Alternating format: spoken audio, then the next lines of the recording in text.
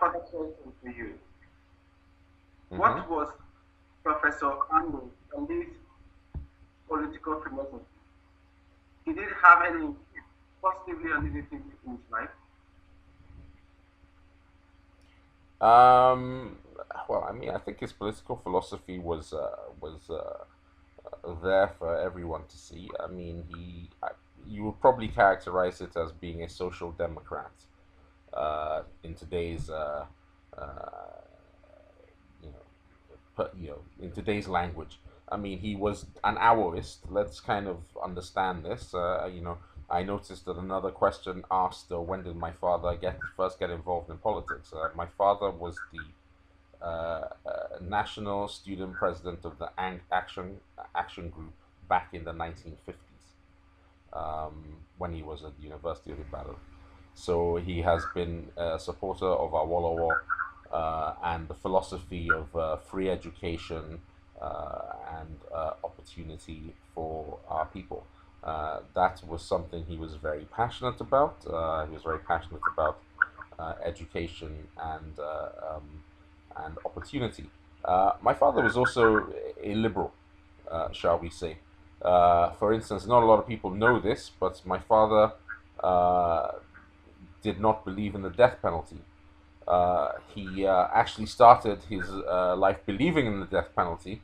My mother, who is a Quaker, who are conscientious objectors and they don't believe in the death penalty, um, she didn't believe in the death penalty. One day, my father, as a young pathologist, was assigned to a firing squad in Zaria back in the early 70s, and assigned to a firing squad as the doctor who would check to see that the prisoners were dead, that the sentence was carried out. And he came back and he said it was the most traumatic thing he has ever seen.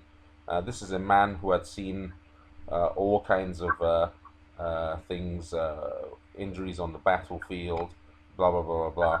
And he came back and said it was the most traumatic experience he had ever had.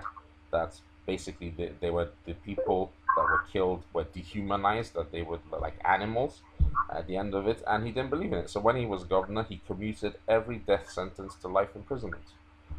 So he that was certainly a part of his political philosophy.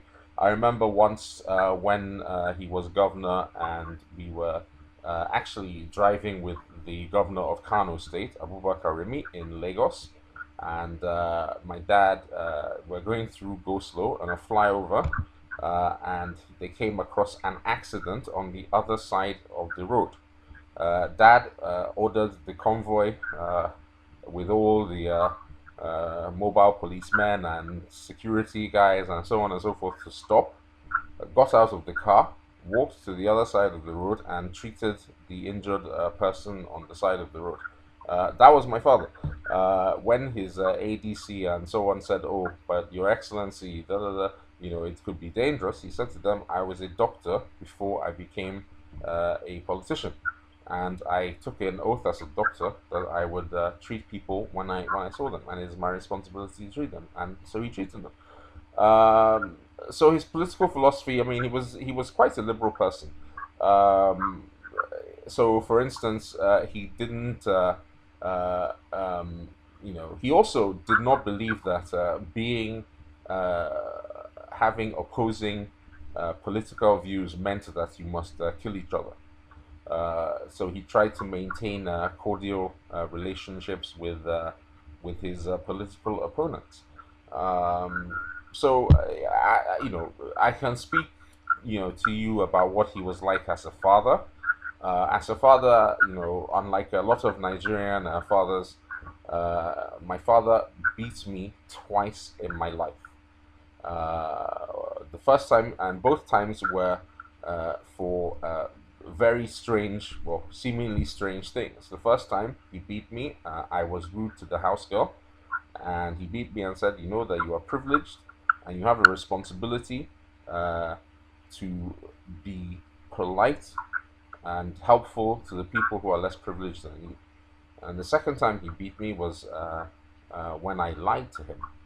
When I said to him, He had gone to Lagos, and I promised him that I would be back at home before 6 o'clock, uh, because he said that he wanted to tell us something. And I got back at 6:30 when I was out playing football with my friends. This was when we lived in Uniben. And that was the second time he beat me in my life. When I got to 11 and I went to boarding school, he said, "You are no longer a child, that you only beat children and animals, that if you, now that you are no longer a child, now that you're becoming a young man, I'm going to talk to you. And when my father lectured you, when you did something bad, you actually used to wish that he would just beat you and get it over with." So his political philosophy sort of mirrored his philosophy of life. My father believed in the future of our people. That's what my father believed in. That's why my father believed in education. He believed that if you gave our people the opportunity, that our people will deliver the will deliver what they need for themselves to themselves. That's why he believed in education. So that was his political philosophy. Yeah, and he was also a Nigerian nationalist. I mean, for instance, not many people know this, but my father and Abubakar Rimi started were responsible for starting what was called the Nine Governors Forum back in the Second Republic, which is the predecessor of the Nigerian Governors Forum that they have today. So he was a Nigerian patriot. He believed in Nigeria. Um, he believed in the future of Nigeria. He believed in the future of our people. He saw education as a means to get it. He also believed that the government had a responsibility, but people had a responsibility as well. There's a very good apocryphal story when he went to Ekpoma once, and the people came and complained to him that the local government chairman, this is when he was governor, the local government chairman had done this or done that and the other, and his money was not spent or whatever. I was very young then, and my father called the local government chairman and asked him to explain to the people. Then people started asking him questions. He said, "No, no, no. This is your representative. In the same way that he has a responsibility, you also have a responsibility to question and hold your representative to account." So he believed in discipline, but he believed in personal discipline, which is very different from uh, the people who come into Nigeria and politics and believe that discipline is a panacea for all our problems and is going to solve all our problems by beating up other people. If you treat people like animals, they tend to act like animals. If you treat people like human beings, they tend to act like human beings. And like I said, my father was a humanist and he believed in treating people like human beings. That's his political philosophy. Thank you very much.